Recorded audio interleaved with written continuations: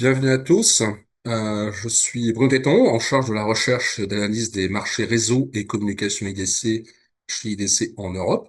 Nous allons maintenant discuter des raisons pour lesquelles les communications unifiées en mode hybride est la solution idéale pour les grandes entreprises. Ce webinaire est enregistré et sera disponible à la demande.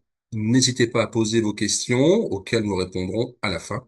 Et surtout, remplissez également la formulaire d'évaluation. Vos commentaires sont extrêmement précieux pour nous améliorer. Sans plus entendre, donc avec moi, donc Christophe Chamy, qui est vice-président pour l'Europe du Sud chez Mitel. Bonjour Christophe. Avant de discuter avec Christophe, je souhaite partager avec vous des éléments de notre recherche à partir des enquêtes que nous effectuons depuis plusieurs années. Ce sont des enquêtes qui portent auprès de plus de 1400 entreprises. Quelques mots d'introduction. Il y a quelques années, le discours général était qu'il y aurait un flux massif de migration des solutions sur site vers le cloud public. Force est de constater que cette vague n'a pas eu lieu exactement comme prévu. Je ne dis pas bien sûr que l'usage du cloud public n'a pas augmenté. La migration est en cours, cela va de soi, mais pas dans la même intensité qu'initialement prévu. Donc, voyons en détail où nous en sommes aujourd'hui. Donc, sur ce slide, vous avez une photo de la situation actuelle, où en sont les entreprises. Donc là, c'est en bleu profond. Et en bleu clair, vous avez également leur projet d'ici 2 ans. On a demandé aux entreprises, aux répondants, de se projeter d'ici 2 ans. Donc, on leur a demandé effectivement de se situer par rapport à quatre grands modèles, quatre grands types de solutions. Entendu, les solutions de communication unifiées avec des infrastructures sur site, des solutions UCaaS avec deux modalités, de l'UCaaS avec un modèle multitenant dans un cloud public et un modèle UCaaS dans un cloud privé avec des instances uniques qui sont dédiées à votre usage propre. Enfin, des outils de collaboration dans le cloud. Donc, si on doit résumer ce qu'on voit sur ce slide, on voit qu'effectivement, les entreprises utilisent différents environnements.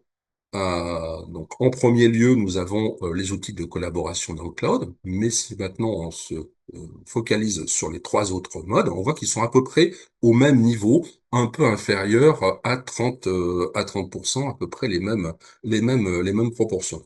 Et si on additionne l'ensemble de ces réponses, on voit qu'on a plus de 100%, ce qui montre bien qu'on a du multi-usage, que les entreprises vont consommer plusieurs modes de communication unifiée. Maintenant, comme je vous le disais, on peut se projeter également d'ici 2 ans. Donc, on a demandé aux entreprises ce qu'elles prévoyaient de faire, et on a à peu près le même phénomène, c'est-à-dire que nous avons du multi-usage à peu près au même niveau pour des solutions UCaaS ou pour des solutions d'infrastructure sur site. Et lorsqu'on additionne ceux qui utilisent déjà ces solutions et ceux qui vont les utiliser d'ici 2 ans, on dépasse largement les 200%, ce qui montre bien, encore une fois, que nous allons avoir du multi-usage, car chaque solution a une proposition de valeur qui est unique. Et effectivement, comme je vous le disais en introduction, il y a bien une vague du cloud qui est indéniable, mais elle n'emporte pas tout. Et si on se focalise maintenant sur les entreprises qui ont des solutions d'infrastructure sur site, on leur a demandé comment elles envisageaient l'évolution de ces solutions d'ici 2 ans. Donc, on a une grande partie de ces entreprises, 40, un peu plus de 40%, qui déclarent qu'elles vont rester en état. Ensuite, on en a un peu moins de 40% qui nous disent qu'elles vont les remplacer partiellement par des solutions dans le cloud, et seulement 17% déclarent que ils vont complètement remplacer leurs solutions sur site par des solutions dans le cloud. Donc effectivement, encore une fois, le message est qu'il n'y a pas de migration massive vers le cloud public. Et on voit même, hein, lorsqu'on étudie un peu plus attentivement les stratégies des entreprises et ce qu'elles ont, les parcours qu'elles ont fait au cours des précédentes années, que certaines entreprises ont migré vers des solutions UCaaS et ensuite sont revenues sur des infrastructures sur site. Donc là, ce sont les équipements. Ensuite, vous allez me dire, bon, effectivement, on voit qu'on a du multi-usage, qu'on a un maintien des infrastructures sur site, mais qu'en est-il des usages? À quoi servent ces solutions? Donc, on a posé la question, hein, en se ciblant sur les entreprises qui ont des infrastructures sur site, qui ont des solutions UCaaS multi-tenants, donc le cloud public, et puis des solutions de collaboration dans le cloud. On leur a demandé comment se répartissait leur trafic entre ces différentes solutions. Et là, encore une fois, on voit qu'on a à peu près les mêmes répartitions. Donc, on a plus de 50%, donc plus de la moitié des entreprises qui déclarent que entre 10 et 30% de leur trafic, respectivement, vont être sur l'infrastructure sur site ou dans des solutions UCaaS multitenants ou des solutions dans le cloud. Donc, nous avons effectivement un multi-équipement et ensuite, je dirais, un usage à peu près identique en fonction des différentes solutions. Maintenant, la question qui vient immédiatement, c'est comment ces trafics vont-ils évoluer au cours du temps? Et là, c'est effectivement très riche d'enseignements. Tout d'abord, encore une fois, en reprenant nos trois types de solutions de communication unifiée, on en a à peu près 40% qui déclarent qu'il n'y aura aucun changement dans leur trafic, donc ils vont rester sur les mêmes distributions qu'on a vu précédemment. On en a 37% donc pour les solutions UCaaS multi-tenants qui vont avoir une croissance du trafic, à peu près le même niveau pour les solutions de collaboration dans le cloud. Un peu moins de croissance au niveau du trafic d'infrastructure sur site. Mais le point que je voudrais souligner, qui est très important, c'est au niveau du trafic UCaaS. Donc, effectivement, on a 22% des entreprises qui utilisent du trafic UCaaS à l'heure actuelle qui vont avoir une baisse de ce trafic. Et ce trafic va aller vers des solutions, donc vers des solutions sur site, donc, puisque ça va nourrir donc les partie d'augmentation du trafic d'infrastructures sur site. Donc on voit bien qu'il y a des migrations qui se sont opérées, qui vont s'opérer entre les différents modes et qu'il y aura effectivement un retour de certaines entreprises pour du trafic sur des infrastructures sur site. Certes, il y aura aussi des baisses de trafic dans des entreprises qui ont des infrastructures sur site, mais c'est pas un effet univoque. Bon, il y a en quelque sorte des effets de ping-pong, en quelque sorte, avec des migrations, et des migrations inverses entre des infrastructures sur site et des infrastructures dans le cloud. Maintenant, comment expliquer ces phénomènes, donc le maintien d'un équipement multisystème, multi-configuration, avoir également des trafics sur différents systèmes. Comment expliquer ces tendances? Donc, on a posé la question aux entreprises. Euh, à gauche, vous voyez pourquoi elles utilisent des infrastructures sur site, et à droite, nous voyons pourquoi elles utilisent des solutions qui sont dans le cloud. Commençons par les infrastructures sur site. Il y a deux grandes raisons, je dirais, qui justifient l'utilisation d'infrastructures sur site. Le contrôle, effectivement, pouvoir garder le contrôle des infrastructures, des données. Et la seconde raison, c'est vraiment la personnalisation de la solution pour répondre aux besoins spécifiques des entreprises.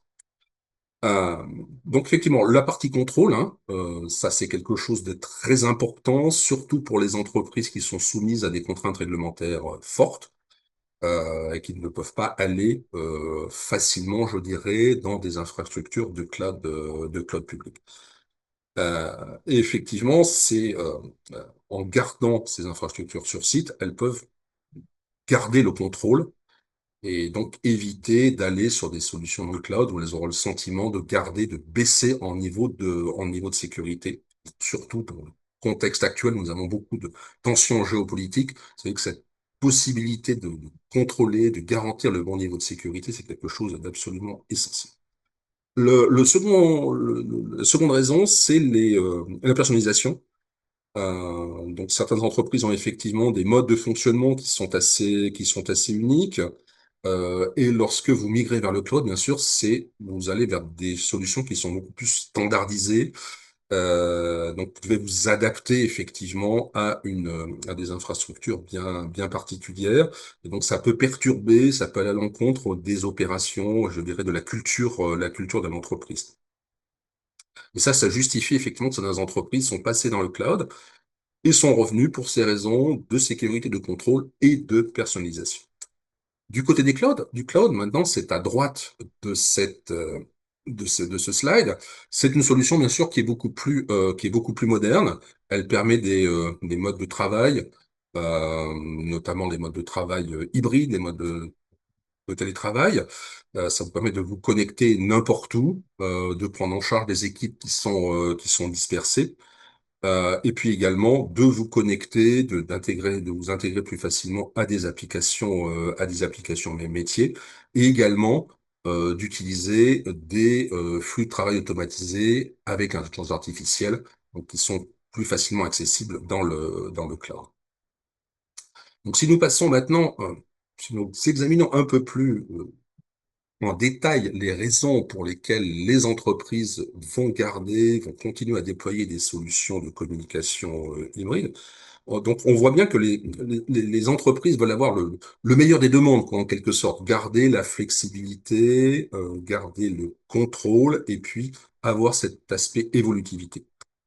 Euh, donc, c'est effectivement ça compte en ayant consommant des solutions hybrides, ça leur permet de combiner des solutions qui sont beaucoup plus modernes, tout en gardant le contrôle.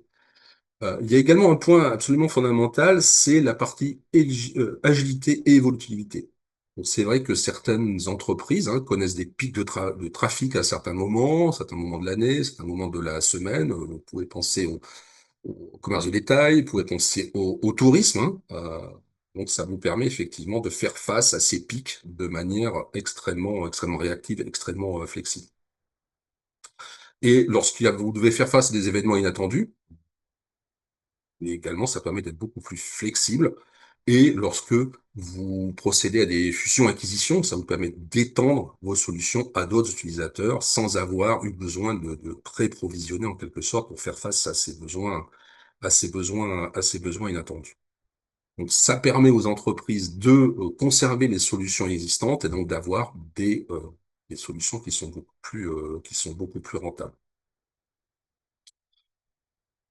Comme je vous l'ai démontré jusqu'à présent, les entreprises utilisent simultanément différents types de solutions et d'environnements, car elles cherchent à tirer parti du meilleur de ces demandes, du meilleur de ces différents environnements de déploiement. Donc une seule solution, un seul environnement ne répond pas à l'ensemble à l'ensemble des besoins.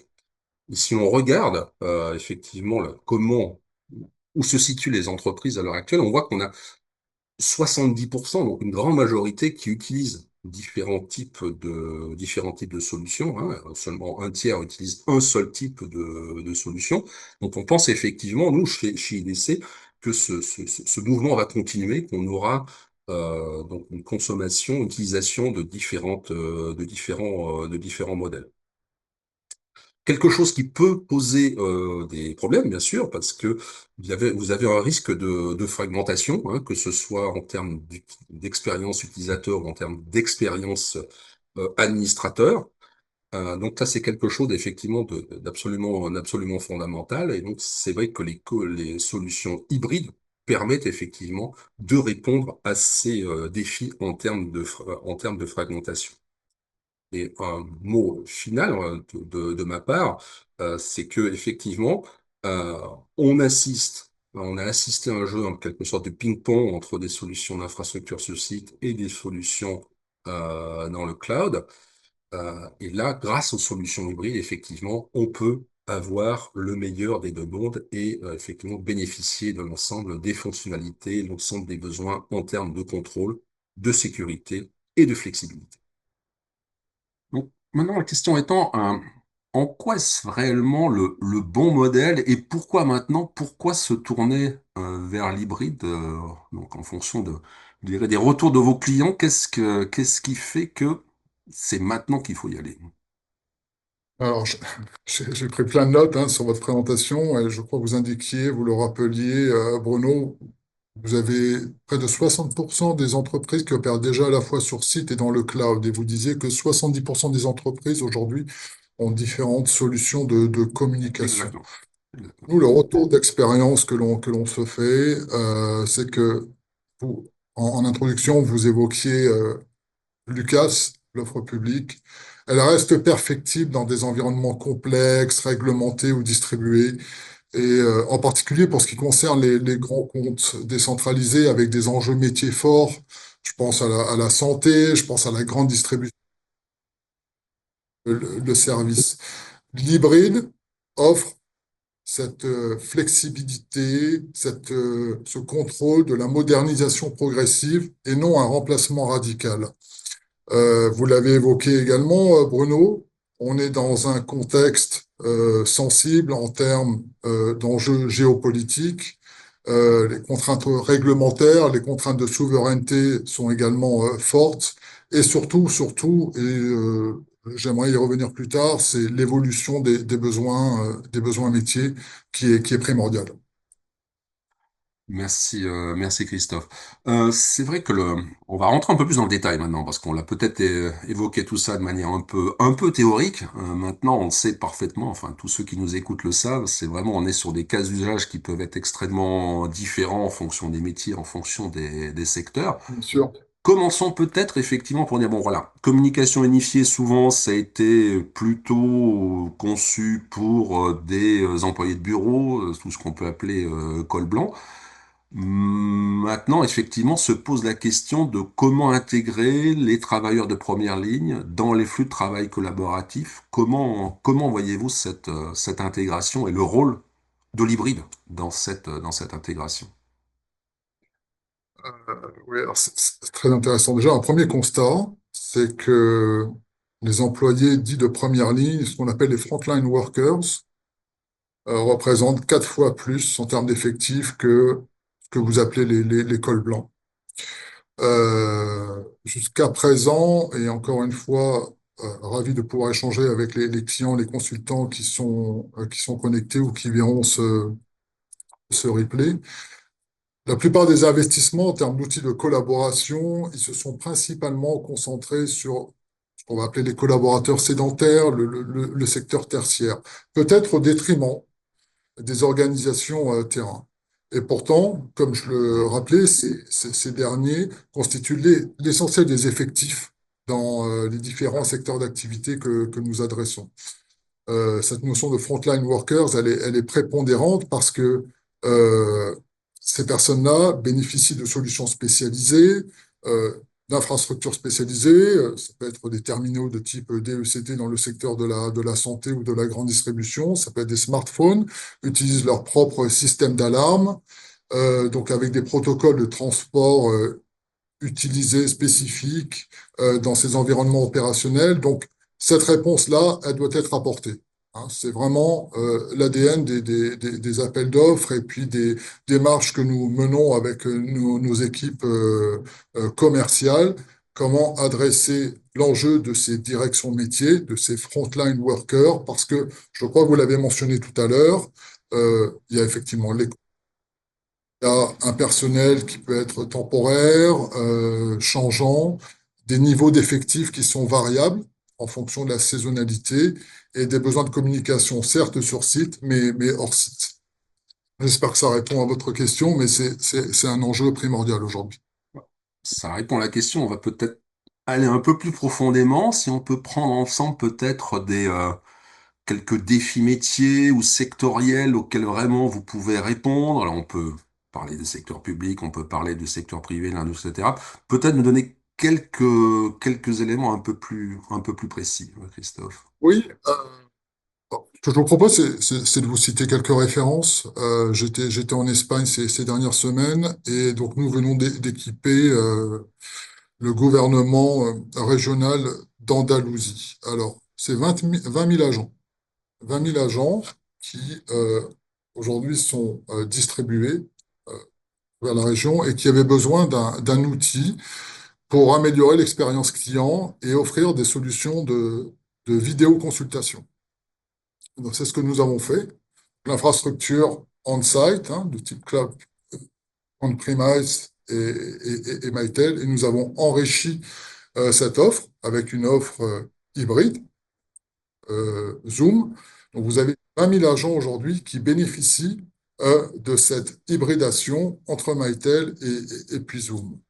La semaine dernière, nous rencontrions DSI adjoint d'un groupe de grande distribution, Saint-Gobain, pour ne pas le nommer, qui a besoin de garantir à ses points de vente, point P, des fonctions avancées en termes d'intelligence artificielle. L'infrastructure reste de type cloud privé, Mitel souhaite améliorer l'expérience client également. Les artisans qui viennent dans les points de vente point P pourront bénéficier d'une solution d'intelligence artificielle pour les accompagner dans l'achat de leurs produits. Nous sommes aujourd'hui en conversation avec des administrations. On parlait du public tout à l'heure, Bruno. Le public également se tourne vers cette dynamique communifiée hybride. Euh, J'étais en conversation avec la mairie de Chartres récemment. Voilà, on est vraiment dans cette dynamique-là et j'espère que ces exemples concrets permettent vraiment de vous préciser une réponse à ces enjeux. Merci Christophe. Effectivement, secteur public, on a de gros enjeux en termes de protection, en termes de souveraineté, hein, puisqu'en plus on a la Nice 2 qui prend un petit peu de temps pour arriver, mais qui va nous tomber dessus. Donc effectivement, là-dessus aussi, je pense que c'est une demande assez importante de la part de beaucoup d'opérateurs d'importance vitale, hein, effectivement, pour avoir ce type de contrôle de sécurité, Christophe, hein, dans vos conversations avec vos entreprises, avec vos clients. Oui, et alors on pourrait en parler longtemps des enjeux de sécurité. Ce que je peux vous dire, c'est que c'est un élément clé de notre politique. La première chose, c'est que nous équipons tous les ministères, le ministère de la Défense notamment, donc l'armée de non, tous sont équipés en infrastructure Maïtel. Nous travaillons donc avec l'ANSSI sur ces enjeux de sécurité. Nous avons chez Maïtel une offre d'assurance logicielle, à nommer SOI, qui garantit à nos entreprises, à nos clients, pardon, les derniers patchs en termes de sécurité, d'accord, pour permettre de répondre à ces enjeux de sécurité. Mais ce que j'ai perçu, Bruno, c'est que une intégration réussie, elle doit passer par de la simplicité et de la douceur. Et les quelques points qui me seront montés de la part de nos clients, c'est on souhaite avoir une interface unique, pardonnez-moi, pour la collaboration, pour les appels. Donc, je pense à la présence intégrée, un annuaire partagé, euh, une intégration entre les solutions on-site, on-premise, cloud privé, et puis les solutions hybrides. Ça va même jusqu'au poste téléphonique, hein. Pas de, pas de disruption. Et donc ça, c'est rendu possible chez Mitel à travers une passerelle qu'on appelle CloudLink, qui assure effectivement l'interopérabilité entre les deux mondes. Oui, effectivement, c'est un point que soulève effectivement certaines entreprises, enfin une crainte en quelque sorte, c'est-à-dire cette partie intégration entre la partie on-prem et la partie cloud. Donc effectivement, vous avez mis en place les outils, les démarches. Pour vous, effectivement, pour peut-être lever certaines craintes chez certains clients, effectivement, sur cette partie intégration, quelle est la plus précisément la bonne démarche à adopter pour avoir une intégration réussie sans sans démultiplier les efforts, les outils, etc. La première chose, c'est que c'est- cette migration, elle doit se faire en douceur. C'est vraiment un enjeu d'entreprise, d'accord, qui doit englober la direction générale, la direction informatique et puis les directions métiers. Donc, en toute humilité, mais commençons petit, mais pour grandir plus fort. Donc, pas de migration complète dès le premier jour, c'est je perçois l'enjeu métier, mes contraintes, et puis je promeus l'hybridation pour répondre à ces enjeux de nos clients. Euh, un point qui revient fréquemment, c'est la spécificité du secteur. Aujourd'hui, chez Mytel, l'offre d'hybridation que nous proposons dès sa conception, elle est spécifique aux marchés verticaux. Et puis, je sais que nous avons des clients connectés, des consultants. Nous travaillons effectivement avec nos clients et des consultants, mais nous disposons également d'équipes euh, de services professionnels pour accompagner nos clients dans leurs projets de migration. Et puis ça, c'est vraiment un point important. Euh, Exemple tout à l'heure, sur lesquels les équipes Mytel sont pleinement engagées aux côtés des organisations IT de nos clients pour les accompagner dans cette migration. Je rappelle à tous ceux qui sont en ligne qui peuvent poser leurs propres questions, hein. On gardera 5 minutes, hein, pour y répondre. Un point peut-être, Christophe, sur la partie intégration entre Mitel et Zoom. De quoi parle-t-on? Est-ce que c'est facile d'avoir une expérience utilisateur fluide, je dirais, entre les deux? Est-ce que l'administrateur, pour lui, c'est facile pour gérer les deux environnements? Dans l'expérience utilisateur, question, puisque nous utilisons une passerelle Zoom aujourd'hui, mais oui, oui, donc c'est un partenariat fort que nous avons signé avec Zoom. Alors, c'est un partenariat commercial et technologique, hein, à travers ce qu'on appelle la notion d'hybridation, euh, un plan de développement très fort qui a été porté sur l'ensemble de nos call managers et qui permet une intégration native entre les solutions Mytel et puis les Zoom Workplace. Et ça va, comme je le disais tout à l'heure, jusqu'à nos solutions téléphoniques, savoir aujourd'hui un téléphone IP est compatible avec la solution Zoom Workplace.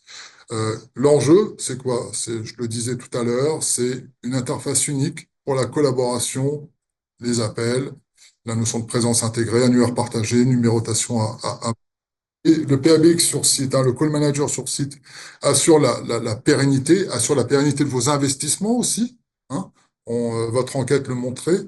Euh, 40% des personnes que vous interrogez veulent rester dans une configuration sur site.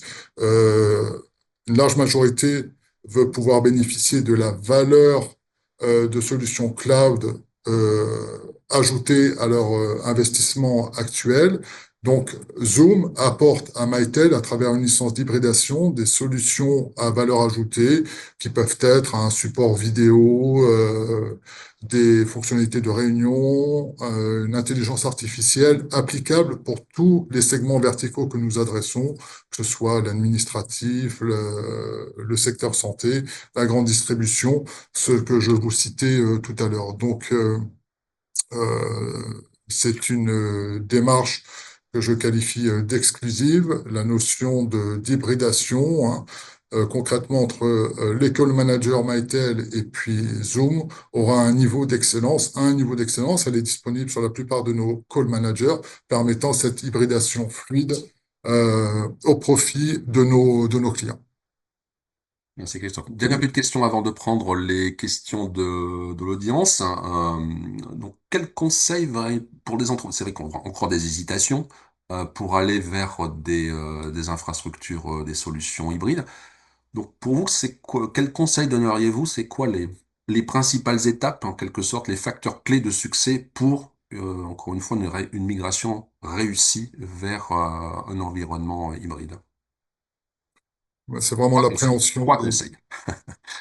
Alors, trois conseils. Il faut toujours trois points et j'espère ne pas me répéter, mais vraiment dans les conversations que l'on a avec nos clients, c'est cette notion d'enjeu métier. On en parlait tout à l'heure. On a beaucoup travaillé par le passé solutions collaboratives au profit des cols blancs, comme vous le qualifiez. Aujourd'hui, les enjeux métiers sont vastes. Donc, c'est un projet d'entreprise qui réunit la DSI et puis les directions métiers. Je suis moi-même dirigeant d'entreprise. C'est un projet, une culture d'entreprise, un projet d'entreprise qui doit réunir tous les acteurs. Et puis, pas de transformation brutale. Cette hybridation doit se faire de manière progressive, justement sur la base des audits réalisés lors de ce projet d'entreprise. Et puis, attention particulière aux normes de conformité, vous le citiez tout à l'heure, aux enjeux de souveraineté. Ça, c'est un point critique. Petit addendum que je pourrais ajouter, nous travaillons avec des consultants, nous avons également nos équipes d'expertise. Là où je suis actuellement à Guyancourt, nous avons tous les métiers en amont et en aval de la vente pour vous accompagner dans cette réflexion-là. J'espère que ces trois conseils seront, seront utiles pour les personnes présentes. Merci Christophe. Donc on a encore 5 minutes effectivement pour prendre des questions. Donc une première question pour vous Christophe. Effectivement quelqu'un nous fait justement remarquer que vous n'êtes pas le seul sur le marché, effectivement, que de nombreux constructeurs, fournisseurs déclarent en tout cas avoir des solutions de communication hybride. C'est quoi les facteurs de différenciation de Mitel? Qu'est-ce que les clients peuvent espérer de la part de Mitel par rapport à d'autres qu'on ne nommera pas? Euh, oui, on a de charmants confrères hein, qui nous motivent à aller chercher l'excellence. Renault, qui me connaissent, je me base énormément sur des faits. Nous sommes numéro un du marché en Europe. Euh, à l'échelle mondiale, 75 millions de licences aujourd'hui, qui constituent notre base installée. En France, je vous l'ai dit, nous avons tous les métiers en amont et en aval de la vente. Les communifiés, c'est notre secteur de prédilection et nous sommes capables d'adresser aussi bien les TPE, PME que les grands comptes. Je vous ai cité quelques références. Nous sommes présents sur la majorité des marchés verticaux et nous avons une organisation commerciale aujourd'hui qui dont le rôle est d'animer la relation avec nos clients finaux. Notre modèle de distribution reste indirect, hein, c'est-à-dire nous nous appuyons sur des ESN, des revendeurs pour commercialiser nos solutions. Mais par contre, le savoir-faire est porté par nos équipes qui s'adressent soit au DSI, soit aux responsables techniques, soit aux directions métiers. C'est ce qui nous a permis de gagner des clients qui s'orientaient vers Lucas et qui finalement ont compris ces enjeux de hybride. J'ai parlé de Saint-Gobain, je parlerai d'Auchan, j'ai reçu un mail hier formidable sur Boulanger. Donc voilà, un certain nombre de références qui font que sur la base de notre base installée, notre présence dans le secteur santé, je pense qu'il n'y a plus à démontrer le savoir-faire de Mitel en termes d'approche commerciale et technologique euh, vis-à-vis du marché. Une dernière question qui nous adresse à tous les deux d'ailleurs, c'est sur l'IA. C'est vrai qu'on peut difficilement faire ce type d'événement sans parler d'IA. Donc effectivement, l'IA de plus en plus, hein, dans notre vie de tous les jours, on a de l'IA pour nous aider, on a des copilotes de plus en plus, des agents qui nous permettent de nous assister.